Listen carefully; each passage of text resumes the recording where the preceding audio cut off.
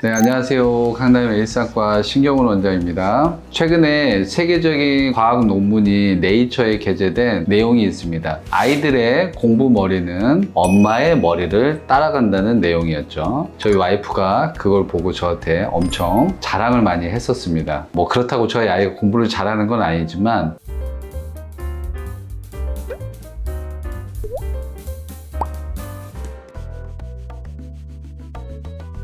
근시라는 게 눈으로 들어온 초점이 이 망막에 정확하게 맺히지 못하고 이 앞쪽에 맺히는 걸 근시라고 하는데, 눈의 길이가 앞뒤로 길어지게 되면 당연히 초점이 앞쪽에 맺힐 거고 이거를 축성 근시라고 합니다. 그래서 이 축성 근시가 많은 사람들한테 생기고 있는데, 예를 들어서 100년, 200년 전에 우리나라 사람들의 평균 키가 어땠죠? 그때 당시의 평균 키는 아마도 1m 50, 55 이쯤이 평균 키였을 거예요. 근데 현재 우리나라에서 남성들의 평균 키가 1m 74 정도 되죠. 키가 큰 사람들의 아이들이 키가 클 수밖에 없는 거죠. 그 유전자가 따라가게 되니까. 그래서 이런 유전적인 영향 때문에 키가 큰 부분도 있고, 서구적인 식생활, 단백질의 섭취가 많아지면 체구가 커지게 되는데, 이런 식생활의 변화 때문에 대한민국 사람들의 평균 키가 증가될 수밖에 없는 겁니다. 키가 커지면 당연히 눈의 크기도 커질 수밖에 없겠죠. 눈의 크기가 커지면서 축성 근시가 많아지게 되면서 근시가 많아지게 되는 걸로 판단이 됩니다. 그래서 부모들의 유전적인 영향도 근시에 영향을 미치게 되고, 서구적인 식생활도 키가 커지는 것처럼 눈의 크기가 커지고 근시가 많아진 걸로 판단이 됩니다.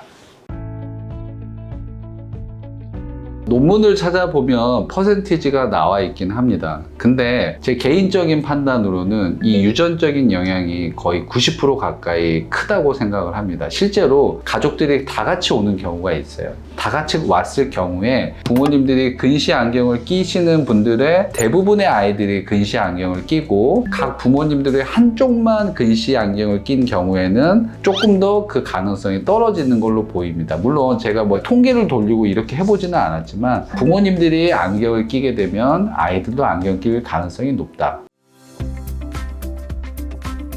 식생활보다는 유전적인 영향이 훨씬 더 큰 걸로 보이고, 생활적인 부분에서 눈을 비비는 습관은 눈에 난시를 많이 만들기 때문에 난시의 경우에는 부모의 유전적인 영향보다는 생활 습관과 더 영향이 크다고 말씀드리겠습니다. 그 먹는 거에 있어서 사실 단백질의 섭취가 이 근시에 어느 정도 영향을 미칠 수 있다고 생각을 드는데, 그렇다고 우리 단백질 섭취를 안 할 수는 없죠. 근데 생활 습관 중에서 근거리 작업을 많이 하는 경우, 근거리 작업을 많이 하게 되면 눈에 있는 초점이 앞쪽에 맺히게 됩니다. 그러면 점점 더 눈의 굴절력을 높이게 되고 근시에 가까운 눈의 모습이 변하게 되는 거죠. 근거리 작업을 많이 하면 할수록 근시에 가까운 환경을 찾아가게 되고, 그런 게 오래되다 보면은 눈은 근시에 가깝게 고착화될 수밖에 없습니다. 그래서 사실 요즘 아이들이 컴퓨터 작업을 많이 하고 스마트폰, 패드 이런 걸 많이 봅니다. 이런 근거리 작업 자체가 근시를 많이 만들 수 있기 때문에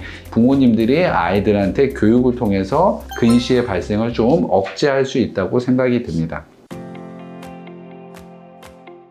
근시가 있는 아이들, 또 원시가 있는 아이들은 안경 착용을 꼭 해야 되고, 안경 착용을 통해서 교정시력 1.0의 목표를 꼭 달성을 해야 됩니다. 그리고 이런 교정시력이 1.0이 나오는 아이들의 경우에는 안경 생활이 불편할 수 있기 때문에 드림 렌즈를 통해서 자는 동안에 렌즈를 끼고 각막을 평평하게 해서 일상생활 중에는 렌즈나 안경 없이 정시를 얻을 수 있고 편한 생활을 할 수 있는 장점이 있습니다. 그래서 안경을 끼거나 드림 렌즈를 하는 생활을 꼭 해야 되고, 안경과 달리 드림 렌즈의 장점은 근시의 진행을 억제할 수 있다는 거죠. 우리가 안경이라는 거는 아이가 커가면서 근시가 생기는 것만큼 안경 도수를 올려주면서 그거에 정시를 맞춰주는 역할을 하지만, 이 드림 렌즈를 끼게 되면 근시의 진행이 더디게 진행할 수 있는 장점, 그러면 근시가 무한대로 증가하시는 분들은 성인이 됐을 때 근시가 너무 심하기 때문에 라식, 라섹과 같은 같은 시력 교정 수술을 받지 못할 수도 있습니다. 근데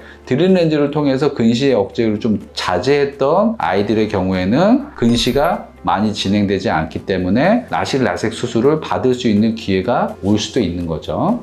자, 그리고 정시가 아닌 아이들, 우리가 안경을 껴도 시력 발달이 덜 돼서 1.0을 못 보는 아이들은 약시라고 합니다. 이런 아이들은 약시 치료를 꼭 받아야 되고, 이 약시 치료는 정말 중요한 치료입니다. 그리고 이 성장기에 있는 아이들, 1세부터 10세까지는 이 눈이 발달하는 나이이기 때문에 6개월에 한 번씩 안과 진료를 통해서 시력의 발달 정도를 체크하는 게 중요하겠습니다.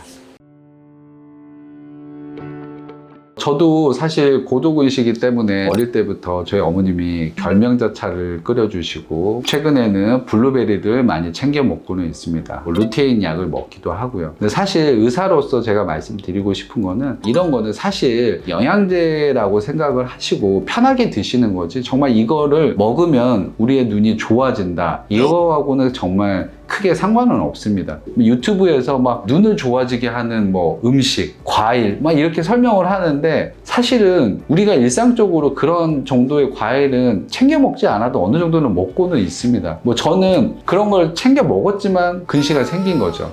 제가 환자분들한테 말씀드리고 싶은 거는, 평상시에 안과 진료를 1년에 한 번씩은 정기 검사를 받는 게 더 좋으시겠다. 이 안과에 생기는 질환들은 대부분 생기기 전에 미리 발견하면 별게 아닙니다. 근데 병이 생기고 나서 막으려고 그러면 되게 큰일이 되는 경우가 상당히 많아요. 그래서 좋은 거를 영양제를 사 먹고 하시는 것보다는 1년에 한 번씩 안과 정기 검진을 받으시는 게 훨씬 환자분들의 실속을 챙기실 수 있다는 거 말씀드리겠습니다.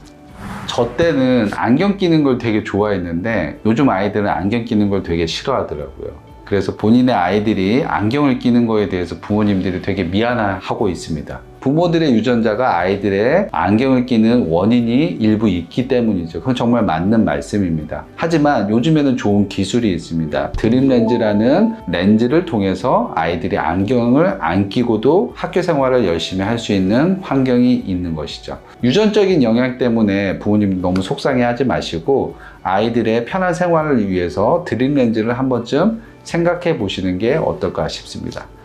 오늘 시간이 도움이 되셨다면 좋아요와 구독을 눌러주십시오. 고맙습니다.